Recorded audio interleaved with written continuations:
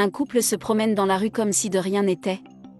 Une femme cachée lance une pierre et frappe l'autre femme, mettant fin à son déguisement. Le mari se rend compte qu'une pierre est tombée à côté de lui, mais la femme fait tout ce qu'elle peut pour l'empêcher de voir ce qu'elle cachait, tandis que l'autre femme se réjouit de l'avoir frappée. Inquiet, le mari demande ce qui s'est passé et si elle va bien. Elle répond que oui, sans laisser son mari découvrir ce qu'elle cachait. Furieux, il se met à la recherche du coupable et ne s'aperçoit pas que sa femme sort un ballon et commence à le remplir. Il n'a pas fini de chercher qui a jeté la pierre, quand soudain l'autre femme avoue qu'elle l'a fait. Lorsqu'il a entendu cela, il s'est immédiatement mis à courir après elle et ne s'est même pas rendu compte que sa femme était en train de terminer son déguisement. Comme il était loin, elle en a profité pour remettre le ballon en place. Inquiet, il revient lui demander si elle va bien, et en essayant de le déguiser, elle lui répond que oui, elle va bien.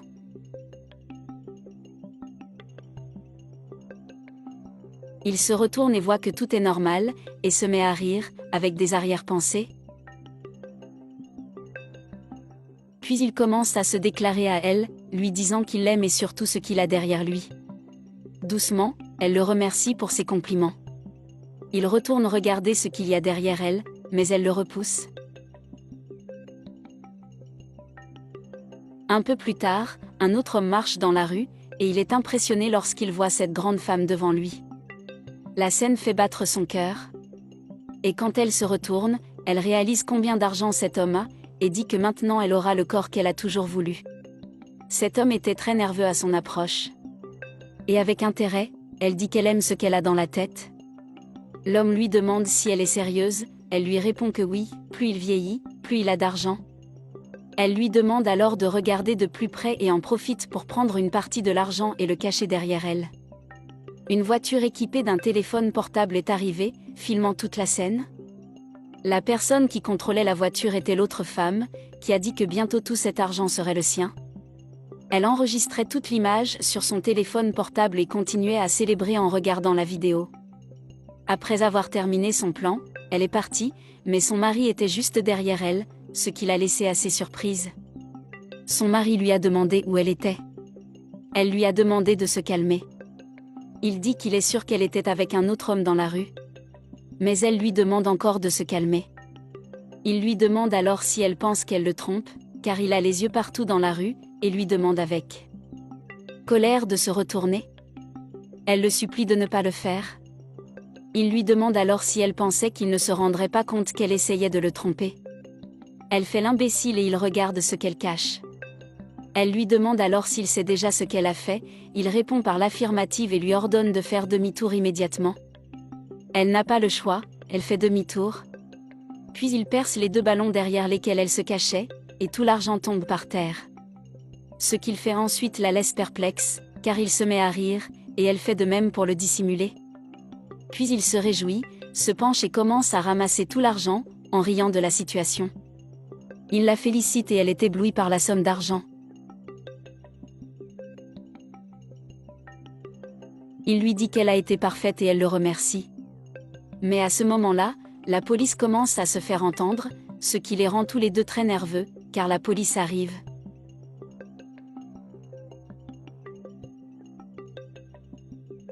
Ils décident donc de s'enfuir. L'autre femme dit qu'ils ne s'enfuiront pas.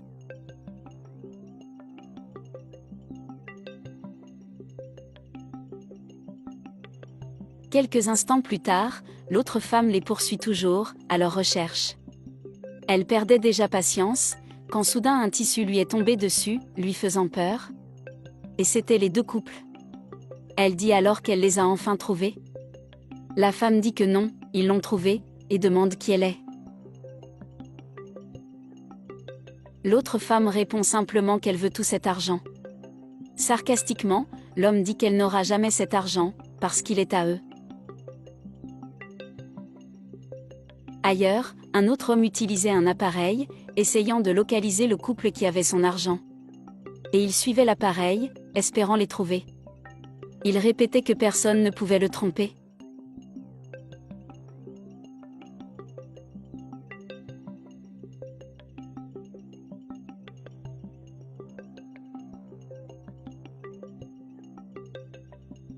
Et quelques instants plus tard, il les a trouvés, les laissant tous les deux très surpris. Il prétend alors les avoir retrouvés et dit qu'ils ne peuvent pas le tromper. Son mari lui demande qui il est. Il dit alors qu'il va leur dire qui il est, qu'il est un délégué de la police et qu'il leur remet un mandat d'arrêt. La femme fait semblant de ne pas comprendre. Mais il dit encore oui, parce qu'il les cherche depuis longtemps, et qu'il les a enfin trouvés. L'autre femme demande à son patron si elle a fait sa part. Et il lui répond que oui, grâce à son travail, elle bénéficiera d'une réduction de peine. Les deux tentent de s'enfuir, mais sont arrêtés par une autre policière. La déléguée dit qu'elle peut les arrêter toutes les deux et les emmener au poste de police. La femme commence alors à plaider qu'elle n'a rien fait.